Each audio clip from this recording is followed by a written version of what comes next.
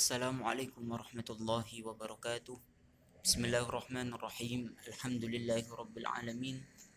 Wa afdhalus salati wa atammu taslim ala sayyidina Muhammadin wa ala alihi wa sahbihi fi kulli waqti wa hin. Allahumma alimna ma yanfa'una wa anfa'na bima 'allamtana wa zidna ilman wa fiqhan wa ikhlasan fid din bi rahmatika ya arhamar rahimin. Amma ba'd. Alhamdulillah, pagi hari ini kita masih bisa melanjutkan materi kita dalam pembahasan hadis masuk pada bab fadilatu la ilaha illallah. Jadi kita masih membahas tentang keutamaan kalimat tauhid, yaitu la ilaha illallah. Nah, untuk menyamakan materi, karena sebagian kelas ada yang sudah nyampe pada hadis yang ketiga, ada sebagian yang masih nyampe pada hadis kedua pada bab tersebut, ada yang sudah nyampe ke hadis keempat. Maka untuk menyamakan itu, saya mulai kembali pada hadis yang ketiga dalam bab fadilatu la ilaha illallah. Bismillahirrahmanirrahim. Disiapkan kitabnya semuanya. Wa qala sallallahu alaihi wasallam, qala Allah ta'ala, la ilaha illallah kalami wa anahu. Waqala sallallahu alaihi wasallam, dan bersabda Rasulullah sallallahu alaihi wasallam, qala Allah ta'ala, Allah subhanahu wa ta'ala berfirman, la ilaha illallah kalami, la ilaha illallah adalah kalamku, wa anahu, dan saya adalah dia. Man qalaha, barang siapa yang mengucapkannya, dakhala hisni, maka ia telah masuk pada bentengku. Dakhala hisni, maka ia telah masuk pada bentengku, atau maka ia telah masuk pada perlindunganku.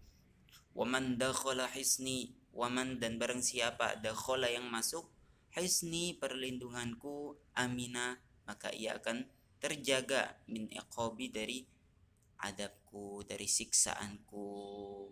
Jadi hadis yang ketiga ini sebagaimana sebelumnya masih menjelaskan tentang keutamaan, manfaat, fadilah kalimat tauhid la ilaha illallah. Disebutkan dalam hadis ini bahwasannya seseorang ketika melafalkan, mengucapkan la ilaha illallah, maka sebetulnya ia dengan ucapan tersebut telah masuk pada perlindungan Allah subhanahu wa ta'ala.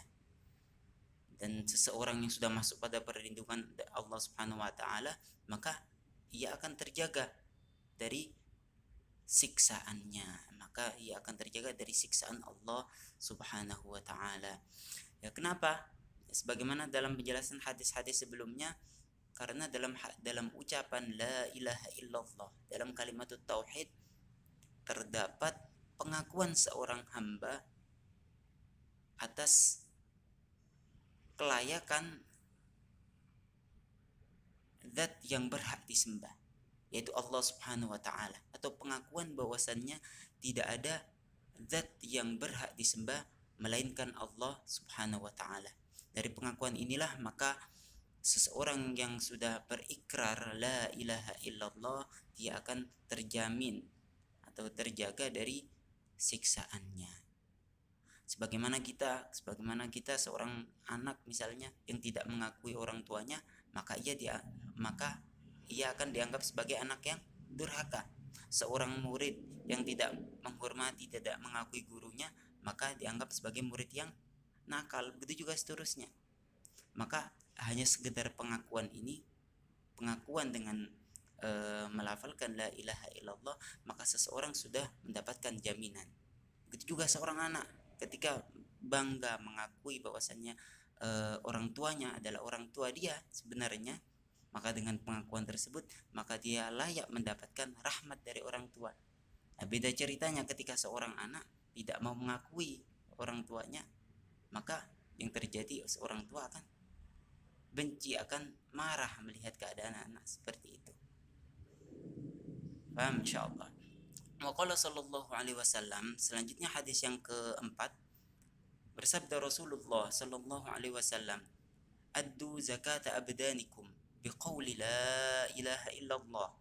Addu, tunaikanlah, zakata abdanikum, zakat tubuh kalian, zakat anggota tubuh kalian, biqauli la ilaha illallah, dengan mengucapkan la ilaha illallah, tiada Tuhan selain Allah.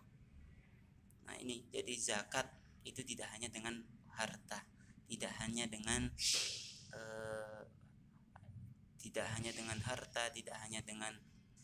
barang dagangan kita, tapi zakat juga bisa hanya dilakukan dengan ucapan la ilaha illallah.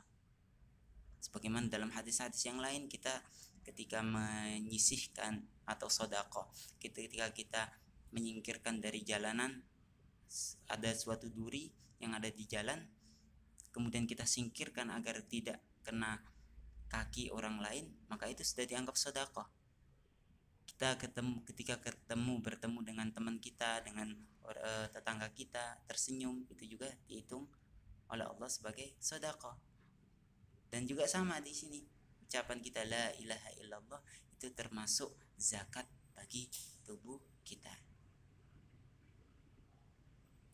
Nah, disebutkan juga oleh Ibnu Asakir bahwasanya seseorang yang mengucapkan la ilaha illallah, ucapan tersebut mampu menolak 99 bala. 99 bala, dan yang paling rendah adalah kesusahan. Nah, seperti penyakit, seperti corona gini, itu bisa tertolak bala tersebut atau penyakit tersebut dengan mengucapkan kalimat la ilaha illallah. Maka dari itu kita harus amalkan hadis ini, dan kita ajak keluarga kita, orang-orang terdekat kita untuk mengamalkannya. Sebagaimana hadis yang pertama dulu, seseorang yang tiap harinya baca la ilaha illallah Muhammad Rasulullah 100 kali, maka dia datang hari kiamat wajahnya bersinar bagaikan bulan purnama. Nah, di antaranya itu jadi juga yang disebutkan oleh Ibnu Asakir, jadi yang membaca la ilaha illallah dia akan terhindar dari 99 pintu musibah, pintu bala, pintu bala ya, pintu musibah. Yang paling rendah yaitu kegelisahan, kesusahan. Di antaranya masuk juga penyakit, corona dan seterusnya. Baik, saya kira ini yang bisa materi bagi kita pada pagi hari ini, mudah-mudahan bermanfaat dan kita amalkan juga. Saya kira ini yang bisa saya sampaikan, mudah-mudahan bermanfaat. Wassallallahu ala sayyidina Muhammadin walhamdulillahirabbil alamin. Assalamualaikum warahmatullahi wabarakatuh.